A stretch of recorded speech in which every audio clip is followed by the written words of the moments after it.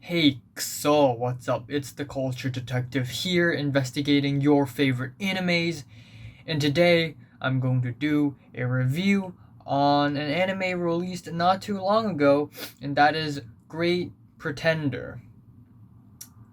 Yeah, wow. This is not an anime. This is not an anime. Yes, it's an animation series made in Japan with Japanese voice actors, but this is not an anime. It's not. This is like a real life TV show, but animated. It's. I feel like I'm watching Better Call Saul minus the lawyer part plus the over the top crime storytelling part. Anyways, it is created by Kosawa Ryota as a manga and it is being adapted into an anime. And to be technical with terminology, this is an ONA, which is a very special format of anime.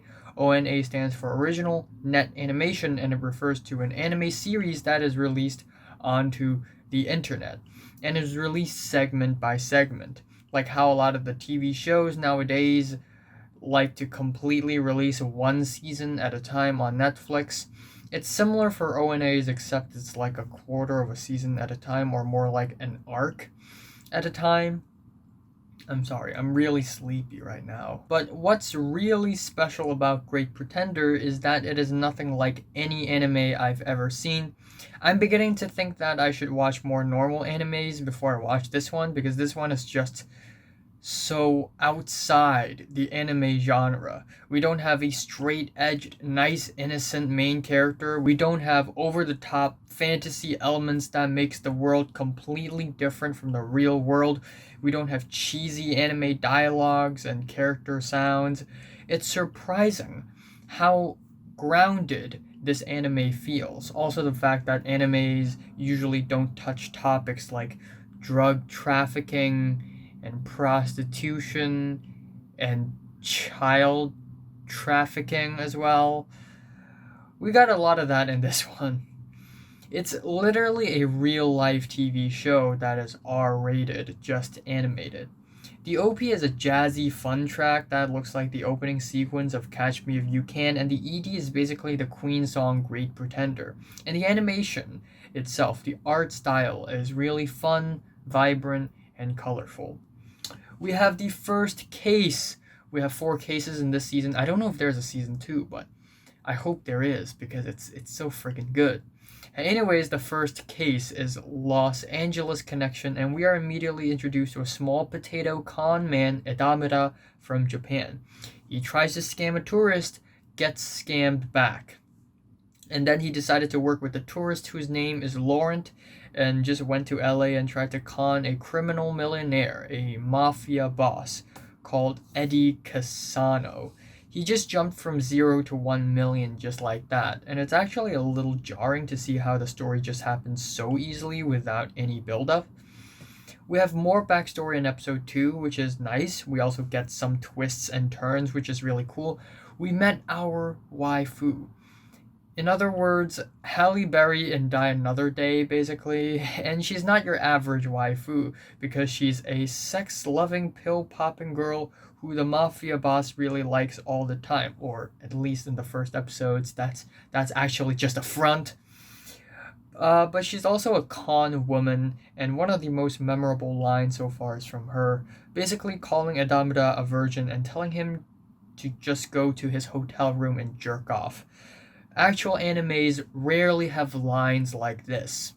Episode 3 is where shit begins to get crazy. Basically, the trio of Edamura, Lauren, and Abby, the girl, wanted to scam the mafia boss, who is also somehow an Oscar winning film director.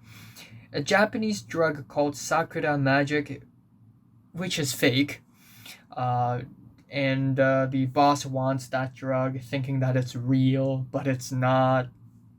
At first, I thought Edamada would try to run away because he couldn't handle how crazy this is, but he actually made a very surprising move and it was genius. Then he went over his head and the mafia boss, Casano, and Casano wanted Edamura to make the drug right in front of him because Kasano was just that curious. And in that scene, I was like, oh my god, this is like that one Breaking Bad scene where Gus is bringing Jesse to Mexico. And wow, Edamura really pulled off a Jesse Pinkman right here. You cannot convince me that the writer isn't at least inspired by Breaking Bad. It's so obvious and it's really refreshing. The arc ends with episodes 4 and 5, and wow, the story continued to surprise me. Episode 4 is a rather slow-paced episode. We see more of the mafia and see that one of the mafia member was actually a really good person who's only doing this to earn money for his son, and that's a really good storyline to explore. Episode 5 is the ultimate climax of the story, and damn, the twists and turns are shocking. There are scenes that are super suspenseful and literally tore out of the page of the Breaking Bad book. The show even name dropped the TV show Breaking Bad in one of its lines. I won't spoil much, but there are scenes that made me go, wow, are they going to pull off a Ned Stark? Are they going to pull off a Ned Stark? And it's not a question that I've never asked before, but I'm still happy that the story is being bold and fun, and it's, getting creative. We have the second arc, Singapore Sky, and we have a 2-year and 2-month time jump. I'm a fan of time jumps because time jumps usually give me a sad feeling like, wait, it has already been this long and I didn't get to see what happened in between? God damn. And Avengers Endgame did it really well, so does this show. Anyways, Idamura served 2 years in prison and is now a plane mechanic. Then, of course, he runs into the gang of the con men, the con team with Laurent, Abby, we have Shi-on, the Korean woman, we have Cynthia, the British woman, and Edamura ran into them again, and then we have this little con storyline where the gang conned a racist, sexually harassing rich man by tricking him into placing bets in an underground boxing match. Which for some reason reminds me a lot of the movie Night in the City, which I just watched a few weeks ago. Also, it's crazy how daring this anime is to point out some of the fundamental flaws in the American society. Next, the gang decided to con 2 rich Arabic royals, Sam and Clark Ibrahim. Sam is the puppeteer, and Clark is the younger brother who flies jet planes and always wins matches because it's all rigged. And this time, Sam is a more unpredictable villain, and I like that. On episode 8, we also see some backstories for Abby, which is great. The story doesn't just present fun, risky crime comedy. It also has time and space for character depth. And that's pretty cool. Aside from that, it appears that the story is also going to be pointing out fundamental flaws of the Singaporean society, where people value money and entertainment more than anything else. We also see a lot of Marina Bay Sands and Garden by the Bays, and everything's super fancy and expensive. You get the idea. Anyways, episodes 8 to 10 are as solid as they come. On episode 8, we uncover a way more complex con than what's on the surface, and it's smart and creative, and I love it. I'd say it's even on par with some of the best cons in Better Call Saul and Breaking Bad. The con team essentially set up a fake casino in the middle of Marina Bay Sands where people place bets on planes. Like fighter planes, like plane competitions. Like you get F1, Formula 1 race cars. Now we have race planes, basically. They know Sam will not trust Edamura that easily, so Edamura's backup plan after becoming Sam's mechanic is to reveal his true intentions, which is actually not true at all, which is he wants to profit with the fake casino. Sam hears of the fake casino and starts betting money with it, and of course his bet fails, then the other casino gets all the money, aka the con team gets the money. We even have the old South Korean woman, Shi-on, who helped Edamura around Sam. Episode 9 uncovered more of Abby's backstory, and she's slowly becoming one of my favorite female characters of anime that I've seen so far. I know it's weird because I haven't seen that many animes, I'm gonna admit it here, I'm not an expert, but she's legitimately a layered and interesting character, even though, of course, her character has its cliches, but it's still really friggin' amazing when an anime waifu character, or this, I wouldn't even use the word waifu. She is a strong female character in an anime whose past is basically being bombed by the American military as a Middle Eastern girl. Yeah, that's something I never expect to see in an anime. Episode 10 is the epic climax, and it's kind of satisfying. We have conclusion on the main storyline, Abby's story, and Lewis's story. Lewis is the guy who really hated Sam because Sam screwed him over. The only unsatisfying bit is that Sam and Clark didn't get caught for the fraudulence. But other than that, the episode is risky, it's entertaining, again with the twists and turns. We even have a James Bond-esque ending where Adamida escapes a tall building holding Abby with a parachute. Stunning shit, I have to admit. Episodes 11 to 14 cover the third case, Snow of London, and this arc is a bit slower and more emotional than the first two. Essentially, this is a great art scam. Episode 1 started off very interestingly with Adamida trying to work in a sushi restaurant ran by Chinese people in Nice, France. It's amazing how many languages are being spoken in a friggin' anime. Anyways, Adamida ran into an art appraiser, James Coleman. Short, fat, mean British dude who's a crooked man who sells art and gains profit. The owners of the border house that Adamida was living in were in great debt, and Adamida wanted to sell some small random painting in that house as some expensive piece of art to James Coleman in order to gain profit. It turns out it wasn't just some random painting. It's Sergio Montoya's Snow of London. Yes, a very real artist and a very real painting. I love that the arc started off with a scam gone wrong, and now they need to get the painting back while making a fake replica of the painting and then resell it to James Coleman in an even higher price to scam him. We also see a lot of Cynthia's backstory, which is simple and nice and sweet.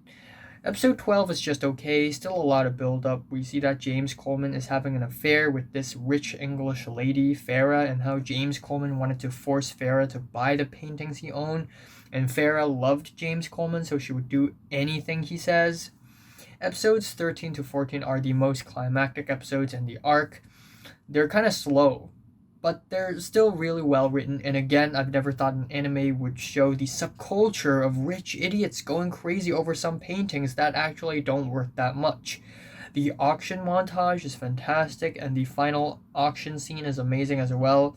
We also have a plot twist at the end, of course, and it's a good plot twist. I'm very impressed with how creative the writing is. Then we have the fourth case, Wizard of the Far East, and holy shit, the story doesn't stop impressing me. Episode 15 started off with Adamida doing a 5-minute long recap of the show so far, and it's a little bit sloppy, but the writing gets way better afterwards. Adamida decided to start a new life again and wanted to get an honest job, so he worked for this trading company. Turns out it's a secret human trafficking company that's smuggling kids from worldwide to rich people. Wow, that just turned real dark real fast. Episode 16 and 17 are amazing. Of course, this is all Lawrence's elaborate idea to get Adamida to work for the company, which is called Suzaku, for a while, and then the con team will scam the company by presenting Cynthia and Shion as another trading company who wants to sell an Arabic princess, played by Abby, so they managed to sell Abby to the company. The company paid, all is well, right? Of course not. Adamida, being the kind-hearted man, wanted to set all the other children free, which is very admirable but basically impossible because it's too big of a risk. Things got even more complicated when we have the Shanghai Mafia showing up in Tokyo and had a feud with the Suzaku company boss. And one of the Mafia members were pretty suspicious and made Adamida's plan so much more impossible. Wow, the stakes are so much higher now. Anyways, you have episode 18. Pretty much best episode in the season, I think, or at least so far. It opened off extremely boldly with another unexpected twist. Again, it's not exactly the first time that this kind of twist is being played out in this anime. In all of these arcs, there's always an even longer con behind the con, but still seeing it all play out is fucking impressive.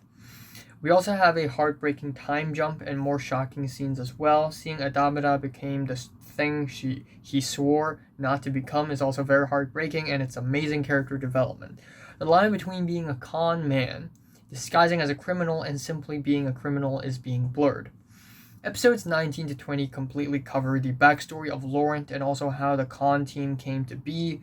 Apparently, he's from Brussels, Belgium, and was in love with a girl named Dorothy. Turns out Dorothy was also from a con team, and that's how Laurent got into the team. It all spiraled out of control and went south when they tried to perform one last con before retiring. They want to con the human trafficking organization in Shanghai, Longhubang, which is the rival of the Tokyo one, of course. And since they had been planning a huge revenge con, and I really fucking love it when the story unfolds a way bigger history than we expect at first. I've always had a feeling since episode 1 that there's going to be a lot more backstory to explore, and lo and behold, this is it, and it's amazing. The last 3 episodes are exactly the climactic climax that I was hoping for. It has all the elements you need to wrap up this story. It has the tension, the violence, the plot twist, the twist within a twist, the third twist within a twist within a twist. It's conclusive for every character storyline, and it's awesome with a capital A. Episode 21 is basically the episode that sort of skims over what happened to other people over the course of the previous 2 months, aside from Andamada. And then episodes 22 and 23 are the ones that really blow my mind. I don't know how, but the writers never ceased to impress me because it constantly outsmarts me and exceeds my expectations, even though I already know that there's gonna be a bigger twist behind a surface twist. Episode 23 is also a good ending. They even managed to poke fun at Trump, or at least American politics, at the end, because Trump isn't an actual character in the series, but given how much the rest of the world is talking about him, it wouldn't blow my mind that, he's actually a reference in the story. Yeah, I love that the story is teasing towards a huge elaborate scam against the friggin' president of the USA. Yes, the ending is a little bit polarizing. A lot of people are a little upset because there were some pretty cliche and pretty predictable moments at the end of the final episode. So I'm giving a spoiler alert. I'm going to talk about it. I'm giving a spoiler alert. Yay! So, on episode 22, I already knew that Adamada is going to do something fishy. Adamada had been used and tricked constantly by Laurent and lived a very risky life, and then he finally got to live a more peaceful life as a criminal with stable income and a mother figure. It would actually make a lot of sense for Adamada to betray the con team and actually pull off something unspeakably crazy. And boy, it did happen. He had a Walter White moment, and it's kind of fantastic. The return of Eddie is unexpected, and it's amazing how even though the story is separated by arcs, they're still bringing back older characters to make a full circle at the end. And then we have the crazy reveal at the end where they realize they're actually in a fake building in the middle of a deserted island. A more painful way to be punished instead of just dying is to be left alone and try to survive in the wilderness, actually. So yes, I thought the climax would go down in 2 ways. A, Idamada betrays the con team and becomes the bad guy, the villain. B, there is somehow an even longer con in the back. And it kind of went both ways, and I absolutely love it. Episode 23 shows how Idamada drugged both the president of the Suzaku company and the other guy. We have Laurent drugging the president of Longhubang and the other guy. It's obvious when these scenes happened, and after those people woke up on the last episode, I thought, well, they're still alive, of course, and I didn't think the team would drug them and move them to a completely fake location. We also have a post-credits scene where Dorothy is actually alive. She just lost all her memory. It's very cliche, and a lot of people sort of complains about this scene, saying that this anime is not that inconsequential, and I kind of agree. I would love for this anime to work towards a more dramatic style where characters actually fucking die. There are consequences. Of course, there's the emotional impact, but also the story would be way better. But still, let's hope that she doesn't get involved in the next season, because it's kind of part of the reason why this whole final arc happened. Also, a lot of people are complaining, okay, there are too many fake out scenes, there are too many fake death scenes. Now, I don't have that big of a problem with it. Yeah, it gets repetitive, it gets cliche. Yeah, it's still always a part of a con, and it is what it is. I mean, even the characters in the story actually poke fun at this fake death thing. Like, one of the characters, I think Cynthia, is like, come on, fake death again, really? You're running out of ideas. Yeah, still, like, I like the ending, okay? Overall, Great Pretender is amazing. I totally did not expect the show to be this good, this entertaining, alongside from the elaborate, crazy, smart, creative scam scenes. The story even has space for character depth and development, because it's not a because it's... What? Oh, because it's not a real-life, live-action TV show, the writers have more liberty to pull off crazy shit, and wow, it's impressive. Of course, the show is also one cliche after another, but this is clearly not trying to be some new creative TV show. Instead, this anime is pretty much a love letter to good old heist/con artist/crime TV shows and movies, and it's done by breaking all the anime stereotypes and with international flavors as well. I've never seen an anime involve this many countries and languages. The art style is great, but if there's one thing I dislike about the show, it would be the soundtrack, in my opinion.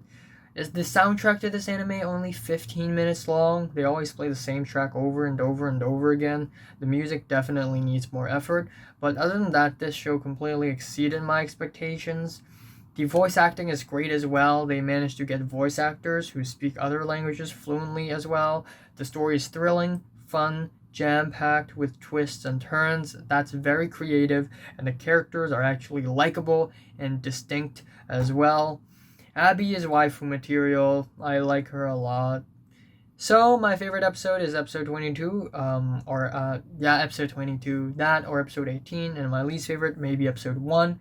I can't really think of one bad or boring episode, so that's a great thing. I'm saying Great Pretender is mind-blowing, and I'm giving it a strong 8 out of 10. I really want to give it a 9, but maybe it can be it can be pushed a little further, but still strong 8. So, have you seen Great Pretender? If you wanted to know how much you rate it, like it, and subscribe if you want more, and thanks for watching, guys. Yay! For the last anime to review in 2020, I'm going to review Keep Your Hands Off Eizouken.